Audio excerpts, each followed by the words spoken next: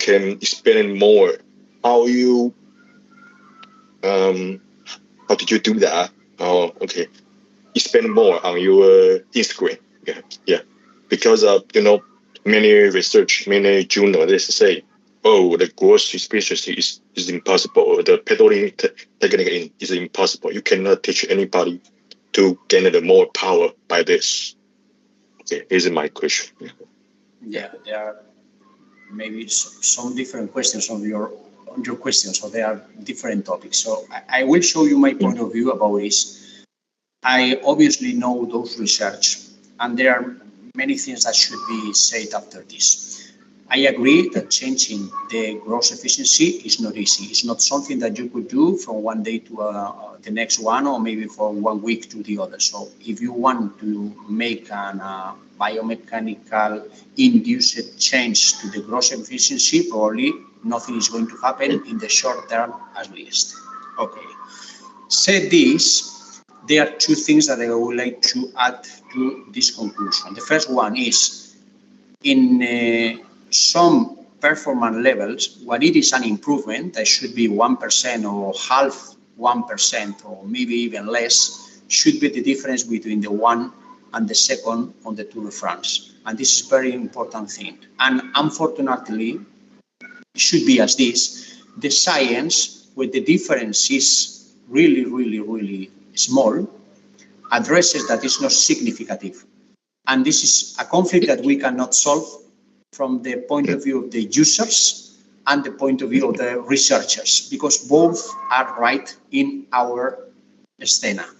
So, means what we are providing is one tool to showing you if this is changing or if not changing.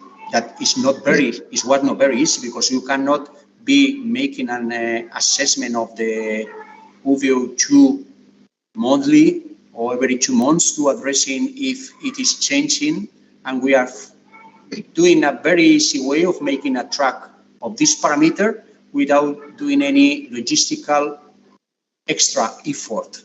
So what we are providing is an easy way to see this, and maybe if we are able, for measuring this in a long term, if we are able for addressing which has been the topics that you have changed, because several times you change 3 or 4 times at the same time, because the training, the nutrition, the way of pedaling, the biomechanics and everything, and this is in the performance cycling, something that you cannot reduce to one parameter for making the conclusion if it has been useful or not.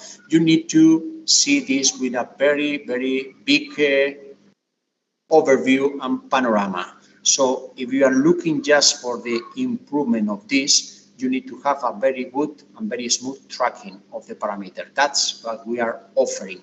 So we are not giving recommendations yet to the people what to do to improve your gross efficiency, because I don't know nothing about you at the end of the day. But I can address you what is going, the tendency of that parameter in the next sessions, months, and the things that you do, you can assess at the end of the day if it is having good or not changes. In the last graph that I have shown, you have seen different riders, and there were positive tendencies and non-positive tendencies. So what science says is, I agree with that, it's not very easy, and several riders and several times they don't improve the gross efficiency, changing several things at the same time, and we don't know why. But it's needed to have the way of measuring it for making more stronger conclusions on the future.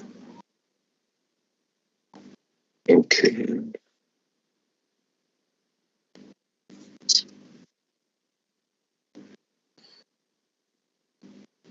Thank you very much, John. Any more questions, or we finish here? Well, I have a doubt. It's about pelvis rod. When we're speaking about pelvis rod, I can see in the Leomo, but I don't know if here I can see or have any parameter to see if I'm improving my pelvis rod and the balance or the movement when I'm pedaling.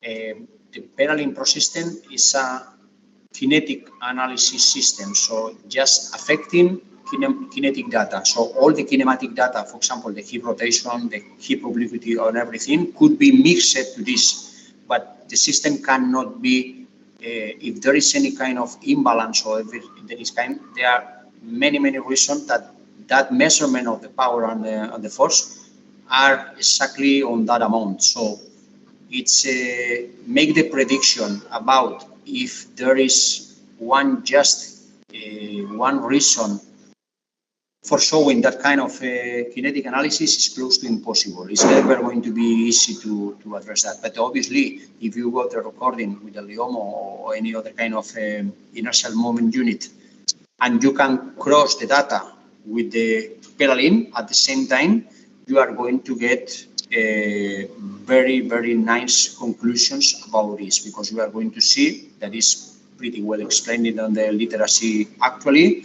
that the pedaling improves when the pelvic bone is more stable and is easily, let's say, easily tilted or rotated forward. That's what science says actually about this. So what we cannot do is the opposite. About pedaling, we cannot relate it just with the pelvic movement, because there are many factors that could be affecting that. Yes, that's clear.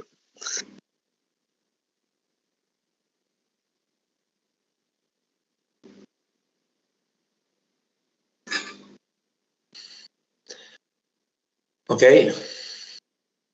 Any more? I have a question about it. Could you talk more about the Visma rider, Team Visma rider, and the Matteo Jokesen? Because I saw your interview. You say this rider can improve more watts by your teaching. If you teach him. I saw the report maybe 2 years ago. I think it's very interesting. How did you do that? Could you talk more about this? Yeah. Okay. Yeah. Okay. You can. Okay. You can now talk about it. It depends on you. Okay. Yeah, it's not a lot of secret on that. I have explained it many times. From our visual analysis and perspective, we thought that when Matteo was pedaling before coming to our team, was not a very good kinematic visual analysis of the movement. Normally, when the kinematic analysis of the movement that you can do it, we can record a rider without his own permission. So I can analyze more or less everybody and make the analysis of that movement. I know that there are several mistakes. Basically, in the case of Matteo Jorgensen, was the ankling pattern of pedaling that was really weak. We know that the pedaling is related with the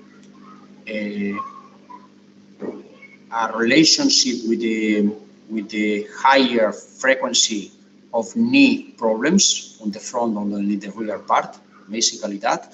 And the second one, the mechanical efficiency and the gross efficiency of the ankling is set large in the literacy and in bibliography. That is not a good way for pedaling. I know that if you find pedaling technique in Google, you are going to find 1 million references that they recommend you to ankle and somehow drop the heel to make, I don't know exactly what, but they say a more powerful pedaling. I don't agree with that. I have been measuring this 25 years with a very different situation, very different devices, and I have never seen that ankling was never better than not ankling. But the recommendation, the legend, the culture of the people is based on that. So the biggest thing that we did on that was to teach Matteo to not drop the heel. This took us, basically Matteo, a lot of effort for changing the technique, but it's something that if you are quite solid, if you got the real feedback that your pedaling is improving in terms of making strength, this is going to be in 2, 3, 4, who knows, maybe 5 months, an interesting improvement.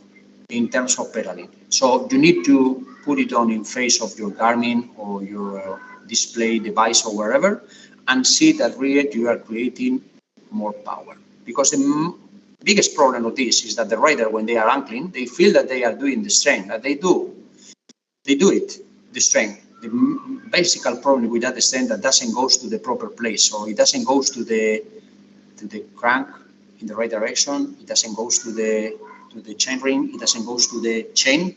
So it doesn't go to the wheel. So it's not going to be measured. So they do the strength, the muscular strength, but that muscular strength is not directly related to the mechanical efficiency that should be done for moving the bicycle. That's the biggest mistake. So you do that because you feel that you are doing more strength. So I can't believe that a lot of riders, they pedal on this way because they feel that it's stronger. But the numbers don't tell that. The numbers are very clear. If you are pedaling without dropping the heel and you concentrate, you might make more automatic, you will improve your gross efficiency, you will improve your mechanical efficiency, and you are going a much more larger arch on the medial part of the pedaling. So if you got the feedback and you can explain this to the rider, it's just to carry on, repeat, carry on, repeat, carry on, and you will see the improvement at your own. So it's something that you can use for your own. As I said, this is not going to change from one day to the other, but you got the daily feedback for explaining this and knowing that this is really affecting. And probably after 2 years, yet Matteo should be yet improving the way of pedaling, because there are small mistakes yet that has not been absolutely changed. So we got margin of improvement yet in the case of Matteo. I have explained on my presentation what is the characteristic of the fast riders, and we can see that Matteo is not the fastest riders of the bank. Normally, is one of the slowest one. So you can imagine mixing one and the other, which can be the factor from the pedaling of Matteo that is not working well. We know it, and we are pushing on that. But you need to make the building step by step, and you cannot change everything at the same time. That maybe is one of the mistakes of the recommendation, which say you should be pedaling this way. Let's go step by step and change small things every year to try to improve, but having real improvement in terms of creating the power. Because at the end of the day, everything is that. Are you able for creating more power? Yes or not? Just that.